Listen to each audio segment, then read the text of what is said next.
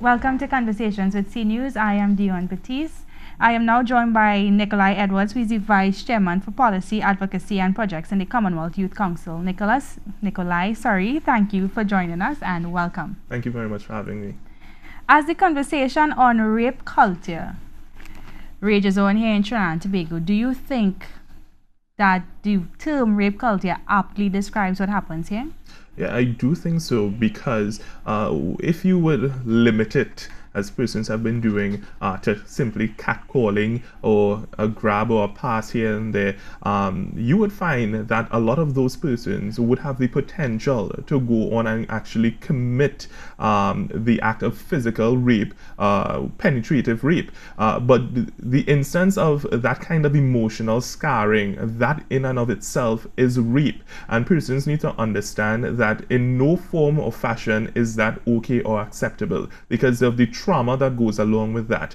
We have been cultured as young men, as a society, to think that a lot of the things that we do, which are misogynistic, are fine and okay. And that is how we've been going for some time. And it's only because we're seeing so many instances where this thing has escalated beyond what we thought would have been normally boys at play or men just simply catcalling, and nothing is wrong with that. We're seeing the manifestation of what that has led to insofar as death. Persons have died as a result of what simply started off as catcalling. Imagine you're in a party as a female, and because you don't whine with a guy who approaches you to dance with him, he instantly takes on this kind of aggressive demeanor where, well, that's you, and lashes out. And there has been a case where persons have actually been physical as a result of not getting a wine. So it's basically, how dare you tell me no? Yeah, and we need to see it for what it is. It is a serious issue. This is not something that is hyped. This is not something that is simply will pass in 9 days. As Trinidad and Tobago, we know that 9-day culture. This is not that. This seems to be here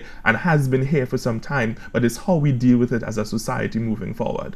And how do you think we should deal with it moving forward? It has to definitely be a multi-pronged approach. One, the government has a very important role to play in the eradication of violence against women and girls, the eradication of gender-based violence. And the thing about it, what is baffling for me, we have a ministry or a ministry of gender and youth, a department under the office of the Prime Minister, but yet formally, we do not recognize gender in this country, at least from the legislative standpoint, because we do not yet have the insertion of the word gender in our constitution. And that poses problem for the Equal Opportunities Commission, because they can look at discrimination in many forms, but they cannot look at it in terms of gender. And the law is actually explicit where it zones in on sex as opposed to gender. So what we do need is the insertion of that word gender in the constitution, and not even a gender policy, which has been talked about since thy kingdom come,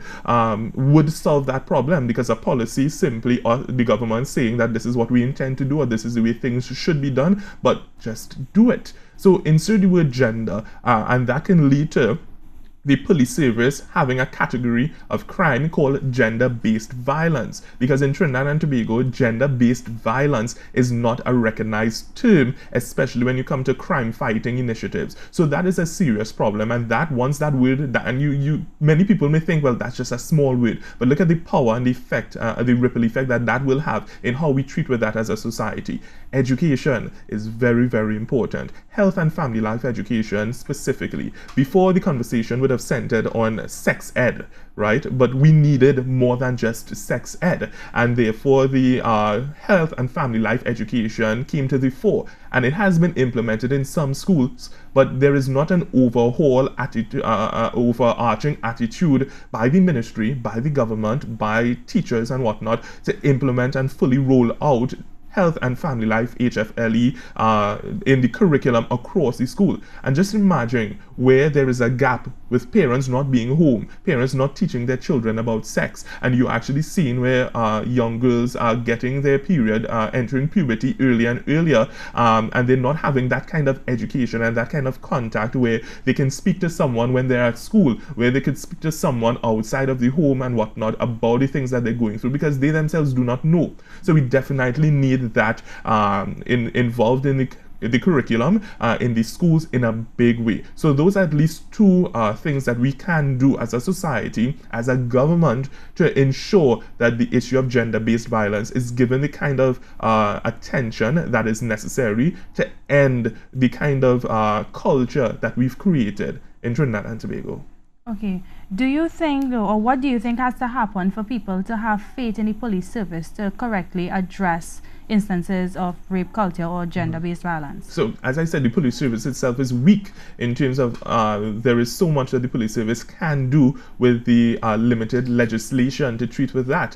So that's where the insertion of the word gender and leading to a category of crime called gender-based violence. Once that happens in the police service, then we can realistically expect the police service to be trained or retrained to treat with such issues, because there are no real policies in place or procedures in place to treat with gender-based violence. It is treated as domestic violence in some instances. It may be treated as a person who is physically attacking or whatnot. It can be treated as harassment and these different things, but you do not have it being treated in such a way where you recognize that it is gender-based violence, and there are certain codes and principles that go along with that in how you roll out that. Look, for instance, I'm sure we remember that incident at Five Rivers, I think that police station, where a woman who was about to be kidnapped or something, or was in an incident, and she went to the police station completely naked, and they did not know how to handle that situation, and they turned her away, right? Understanding that this is a female and something has happened to her, there should be certain ways to deal with issues like that, and we do not have that proper sensitization as a society, especially. And then too, if the society is one way, how can we realistically expect the police service to really go above and beyond what they know and what they are accustomed to treat with this issue the way it is required to be treated?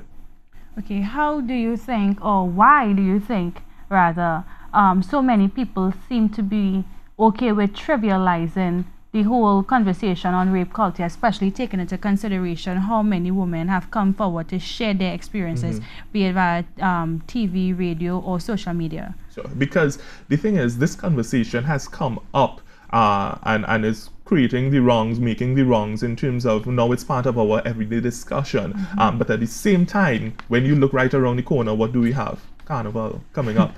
And Carnival seems to be the celebration of the female anatomy in many instances. When you look at our ads that are right around, when you look at things in the newspaper, on the television, sex sells. So the right conversations are taking place in one corner, but at the same time it's not being properly reinforced in another corner, because this seems to just be our culture, where it's okay to go and whine on anyone that you feel you want to whine on.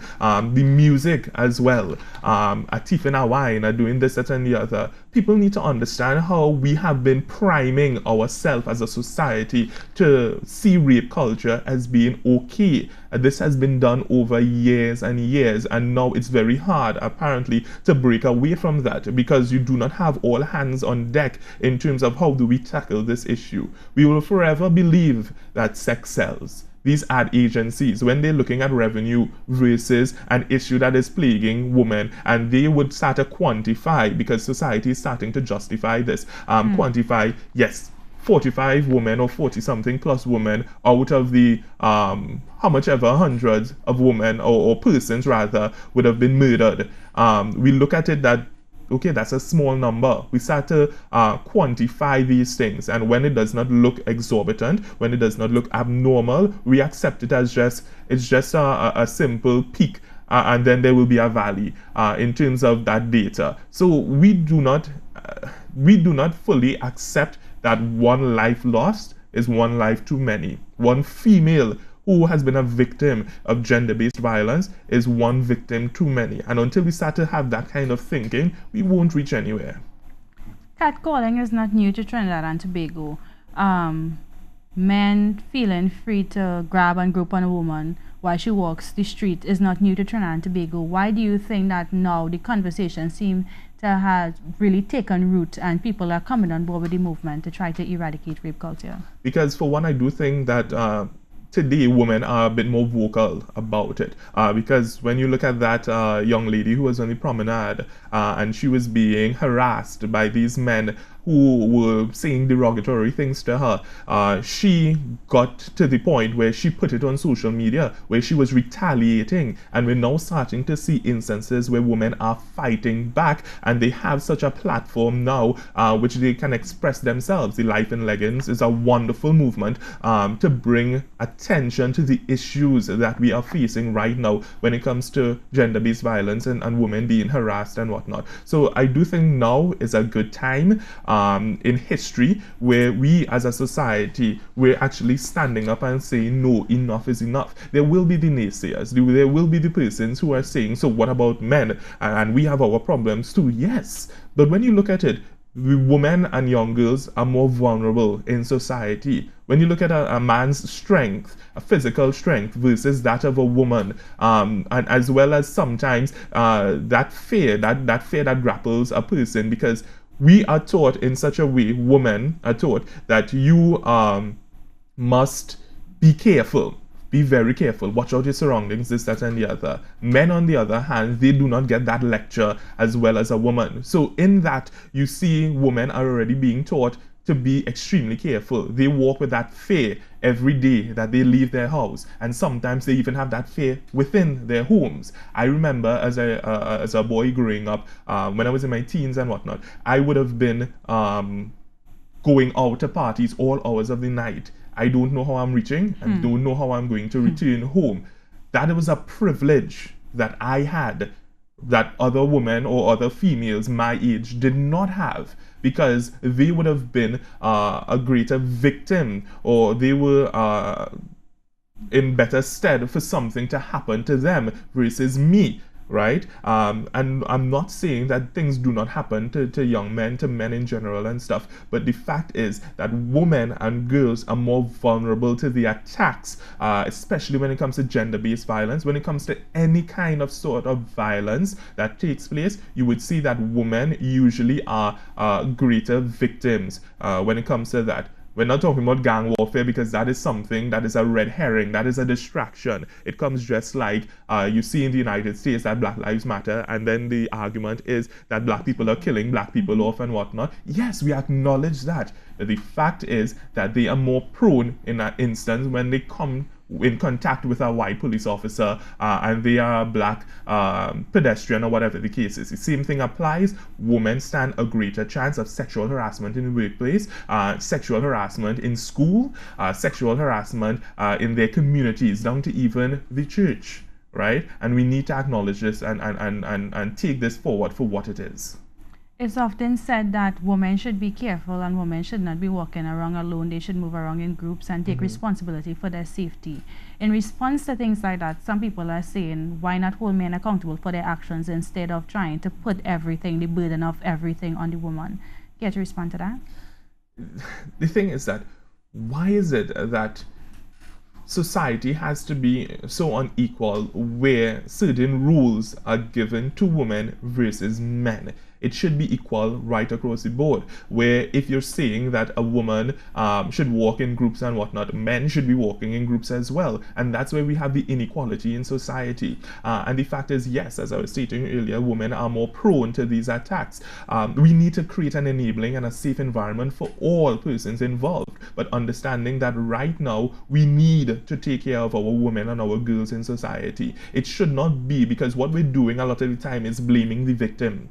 When it comes to women and we say to them after they've been attacked or raped that they should not have been wearing this, that they should not have been dancing this way, that they should not be doing X, Y, and Z and the other. And we're not understanding that a woman has a right to her body. A woman has a right to carry herself in the way that she sees fit, right? But instead, we want to put women in a box and tell them this is how they must behave. Little girls are to be seen and not heard, and these different things. So we see where from a young age this is being taught to women, that they must conduct themselves in such a way or else, right? And there should not be any or else, because you have men who on one end are taught differently, but they still, in many cases, are victims to a lot of the issues. And you still have men who are taught that they should not step to a female in such and such way. But when they go out there and they're exposed to the things that we see all around and the behaviors and the practices,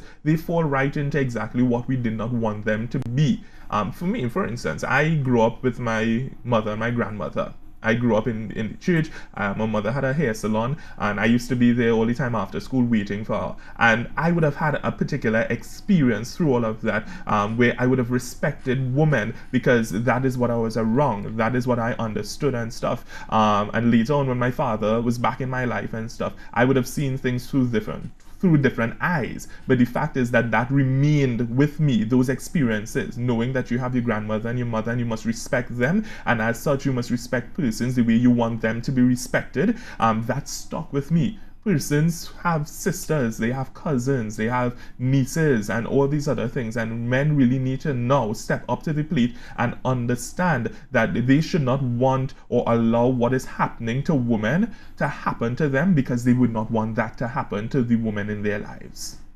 The only way for us to successfully address the issue of gender-based violence is through the amendment, or if we change the belief system of citizens. How do we go about changing?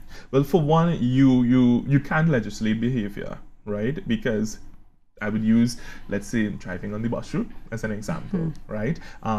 We know that we're not supposed to be driving on the bus route. Yes, there are laws in place that prevent us or say that we're not supposed to be driving on the bus route. But we will drive on the bus route, and when we see police coming, we will turn off, right? So you cannot legislate behavior.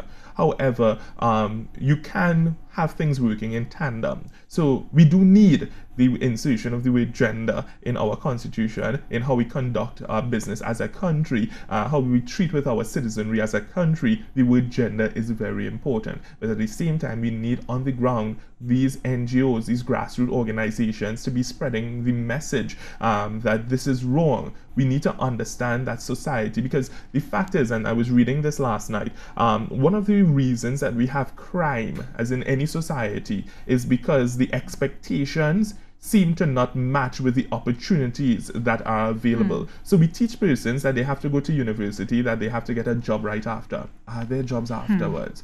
We teach persons that that they have to ascend to these positions in society, but how many of them are given an opportunity to rise to the occasion? And as such, when they realize that this and this does not match, they have to look for an opportunity elsewhere to get to where they think that they are supposed to be. And a lot of these images that are placed in society are unrealistic.